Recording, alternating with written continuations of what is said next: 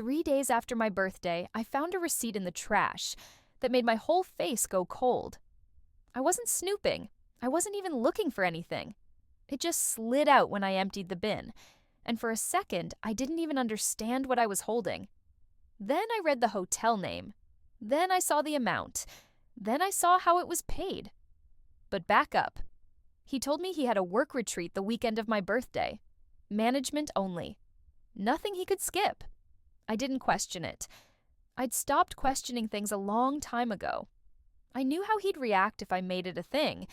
He'd act offended, like I was accusing him of something, like I didn't support his career. I didn't have the energy to play defense all weekend, so I let it slide. Told myself it wasn't a big deal.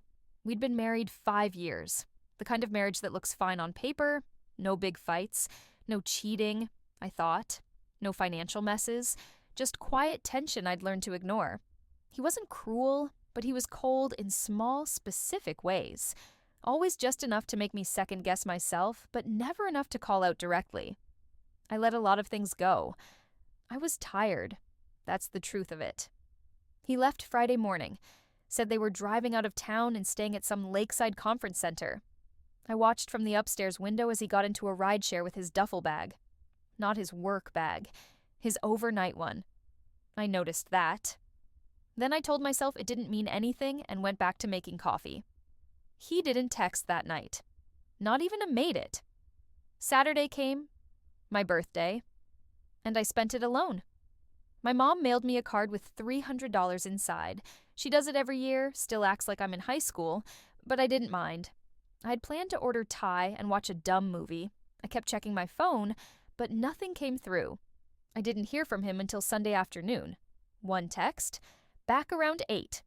He walked in right on time, dumped his bag in the corner, and said the retreat was decent. No details, no interest in my weekend. I asked how the hotel was. He said, basic. Then went straight to the shower. I smelled something when he walked past me. Not soap, not aftershave, just a scent I didn't recognize. I didn't ask. I didn't want to hear a lie I'd have to pretend to believe. He gave me a birthday card. No present. Just a card with my name and a signature that looked rushed. I said thanks and left it on the table. He scrolled through his phone the rest of the night like the weekend hadn't happened. I stared at the TV, not really watching anything, just counting down until I could go to bed. Monday morning, I opened my wallet to grab the birthday money, and it was gone. All of it. I always put it in the back pocket behind my receipts. Folded, tucked away. I checked twice, then again. Then I tore through my purse, my jacket pockets, the desk drawer. I even checked the laundry. Nothing. I asked him that night if he'd seen it. He shrugged, said maybe I spent it and forgot. I didn't argue, just stood there staring at him. I knew I hadn't spent it. He didn't care that I was asking. That part hit harder than anything else. I should have let it go. I almost did. But Wednesday, I was scrolling and saw a photo on my cousin's post from some spa resort an hour outside the city. I almost didn't notice. But there was a man in the background, fuzzy, turned away, standing behind a balcony railing. I zoomed in without thinking. My chest tightened. Same building, same jacket, same posture. I stared until my eyes hurt. Then I saw another photo. My sister, hair up, robe on, holding a drink, same tiles, same view, no caption that explained anything. Just her, acting like it was a normal weekend. My stomach didn't drop. It just stopped working. I didn't scream. I didn't throw anything. I walked into the kitchen and emptied the trash, and that's when the receipt slid out. One night. Spa package, champagne, paid in cash, $278.60. I sat down on the floor and stared at it. That's all I did. My hands were still. My mind wasn't. I stopped trying to find reasons. Stopped giving the benefit of the doubt. Stopped thinking maybe I misread it. I knew exactly what happened. He took my money, lied to my face, spent my birthday with my sister. I didn't cry. I didn't text either of them. I didn't even feel anger yet. Just this hard, dull certainty. Like something clicked into place, and now I couldn't unsee it. That was the last day I believed anything either of them said. 3 days after my birthday, I found the receipt. Spa resort. 2 guests. Paid in cash. He'd taken the money from my wallet. I already knew, but seeing it on paper hit different. I didn't ask him about it. I didn't say a word. By then, I'd stopped speaking unless I had to. He didn't notice. I waited until Saturday, told him I was spending the night at my mom's. He nodded, barely looked up. I drove an hour to the resort. No booking, no plan. Just walked in like I belonged and asked about a lost item. Said my husband stayed last weekend. The front desk guy pulled up the name, handed me a copy of the invoice, and said there was nothing left behind. I thanked him and walked out. Read the note scrawled at the bottom in the parking lot. So glad we finally had this time. You feel like home to me. I didn't need the name. I already knew who wrote it. I drove around for an hour, parked outside a CVS, bought a burner phone, paid cash, created a new email account, sent everything to myself. Photos of them, the invoice, the note, just in case I needed it later.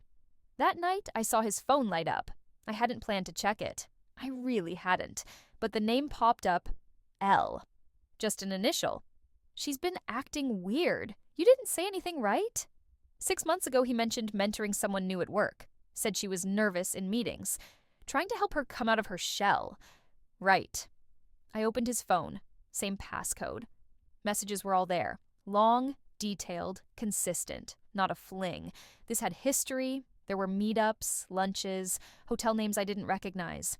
She wasn't a backup. She thought she was the only one. She didn't even know about my sister. I screenshotted everything, moved it to the burner, put it all on a flash drive, left it in the drawer where he kept the cards I gave him, the photo from our honeymoon, a matchbox from the place we had our first date. Right on top. No note, no text. Then I packed the stuff I actually needed. Drove to a short-term rental I booked under my maiden name. Paid up front. I didn't tell anyone where I was. Not yet. I didn't want sympathy. I wanted space. He wasn't just a liar. He was good at it. Efficient. He'd created a whole system where I stopped asking, and he never had to explain. Now I'd broken it. I didn't block him right away. I let him text, call, leave voicemails. He started with concern, then confusion, then guilt, then anger. All of it predictable. None of it surprised me. I never picked up. He didn't mention the flash drive. Not once. I stayed gone for 10 days, just long enough to see who noticed. My mom called. I told her I needed space. She didn't ask questions. She always sensed more than she said. My sister didn't call. She posted photos. Nothing obvious, just the usual filtered crap. Her legs by a pool, a latte on a windowsill. One with a caption that said, "Detoxing from the drama." She knew I knew. That was her way of telling me she didn't care. So I made it public. I uploaded the spa receipt to my burner account, the photo of her in the same robe, the texts from the other woman. I didn't send them to anyone directly. I posted it all anonymously in a private Facebook group for locals.